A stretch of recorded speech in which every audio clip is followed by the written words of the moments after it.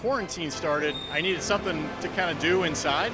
We had a lot of extra time. School was shut down, so I was working remotely and working from home, part-time at school, part-time. So I needed something. So on Twitter, there's a guy, and he's at Paper Stadiums is his name on Twitter. And I started seeing it, and I thought, that looks really cool. And it was something to do that was cheap and that I could work on and pick up and put down. And I thought, well, a minor league stadium will be easier than a major league stadium just because it's not as big, there's not as many decks.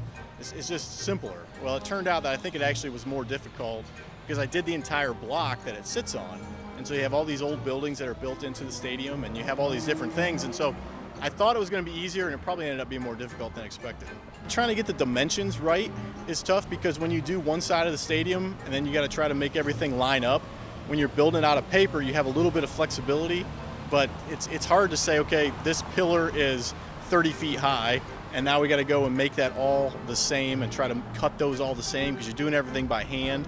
So it's sort of like probably building a house 150 years ago. You don't have machine help, you're doing stuff by hand cuts and that type of thing. And it just makes it a little bit more difficult to make sure the uniformity is the same.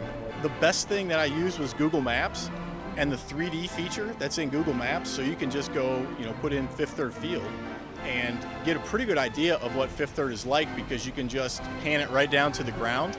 And I actually used the 3D map of home to first to know that it was 90 feet. And then I could measure everything off of home to first on that overview. And that allowed me to kind of measure things, and then that 3D from the side allowed me to measure how high stuff was and get it pretty. So is it exact? No, but it's pretty close because every inch is 30 feet in terms of scale, and then you get things as close as you can. Yeah. There's the same amount of windows that's in the stadium. There's the same amount. I mean, it's really true to life because I thought, well, somebody on Twitter will criticize it if it's not. So it's pretty accurate in terms of the stadium itself. I think it's cool. It was fun to do. It wasn't something I ever intended to do. I don't intend to build a whole bunch more of them. If there's a kid or if there's somebody that really likes the Mud Hens that wants it, they're more than welcome to have it. So I didn't ever have really a master plan in place. I just thought, well, this would be something fun to do.